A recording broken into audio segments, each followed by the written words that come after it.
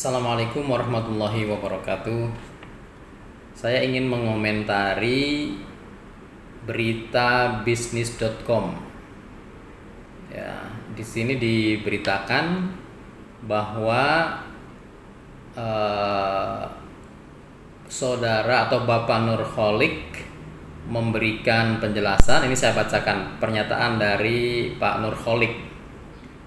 Beliau adalah ketua tim Task Force JBN ya. Beliau mengatakan tim Task Force JBN adalah tim arranger para investor JBN yang menjadi korban investasi batubara Yusuf Mansur. Terdiri atas 15 arranger, masing-masing arranger terdiri atas 1 hingga 100 anggota investor dengan nilai investasi dari 400 juta rupiah hingga 5,6 miliar rupiah. Ini beritanya dikutip dari solopost.com Selasa 18 Januari 2022 ya. Berita ini dikutip ulang oleh bisnis.com. Nah, saya baca dari bisnis.com ini.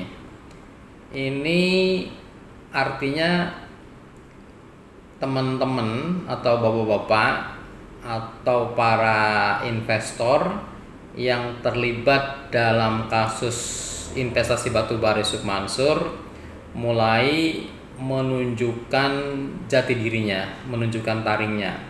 Ya, ini memang salah satu cara untuk bisa menarik kembali dana mereka yang diinvestasikan dulu ke Yusuf Mansur, sekaligus meminta pertanggungjawaban, meminta bagi hasilnya seperti yang dijanjikan pada saat beliau ya, Yusuf Mansur presentasi di hadapan mereka.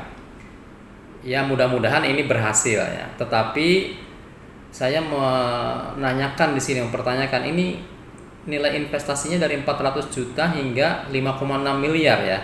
Lalu yang di bawah 400 juta apa nggak tercover oleh tim Task Force JBN ini ya? Ini gimana nih? Saya butuh berita berikutnya ya. Nah, saudara sekalian, tentu upaya lain tetap dijalankan ya. Artinya mereka yang memiliki relasi langsung, relasi pribadi atau orang yang dekat dengan Yusuf Mansur ya tetap ditempuh ya. Jangan menunggu hasil dari pengadilan.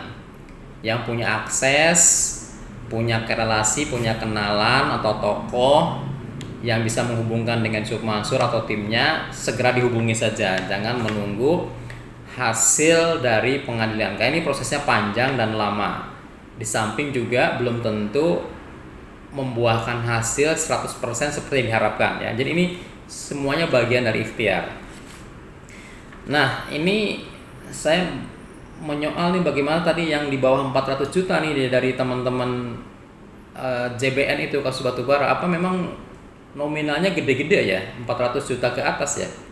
Karena seperti Pak Zaini itu kan hanya invest 80 juta katanya. Nah, kalau misalnya yang di cover hanya 400 juta ke atas, nah yang bawah juga harus membuat tim yang berbeda ya, komunitas atau kelompok yang berbeda juga, dengan melakukan upaya yang kurang lebih sama, menempuh lewat jalur pengadilan. Nanti mungkin Pak Nurholik bisa menjelaskan di forum yang berbeda ya. Nah, Nurholik mengatakan, ini saya bacakan berita berikutnya. Nurholik mengatakan masing-masing kelompok akan menggugat Yusuf Mansur secara bergelombang. Artinya akan dilakukan secara kontinu. Kemudian satu gelombang dengan gelombang yang lainnya tidak dijelaskan di sini mau dikasih jarak berapa waktu begitu ya.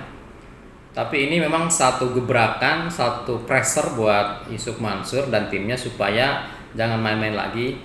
Karena ini impas atau impact dari slow respon, tidak adanya komunikasi, tidak adanya penjelasan, tidak ada klarifikasi yang jelas dari Yusuf Mansur dan timnya kepada para investor ya.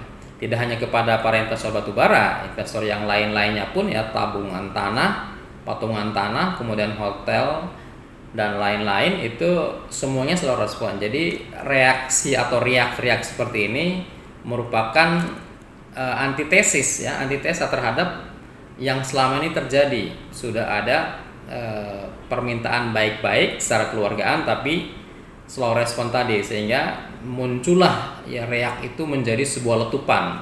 Semuanya sudah menempuh jalur pengadilan ya. Tapi saya baca-baca juga itu, saya ikuti berita, Yusuf Mansur sendiri kayaknya sudah terbiasa dengan menghadapi kasus-kasus ini dan dibawa ke pengadilan ya. Jadi kayaknya beliau masih nyantai-nyantai ya. Saya berharap beliau lebih responsif lah ya. Artinya daripada uang itu uang orang dipamer-pamerkan lalu diinvestasikan, kenapa tidak lebih baik dikembalikan uang itu uang orang, bukan uangnya dia ya. Nah ini harapan demi harapan tetap selalu kita gelorakan supaya semuanya optimis, dan jangan berhenti memang meminta hak kepada Ustadz Yusuf Mansur dan timnya itu. Nah makanya ini dibuat bergelombang, ini luar biasa, ini bagus pula ini ya, supaya berkesinambungan gitu.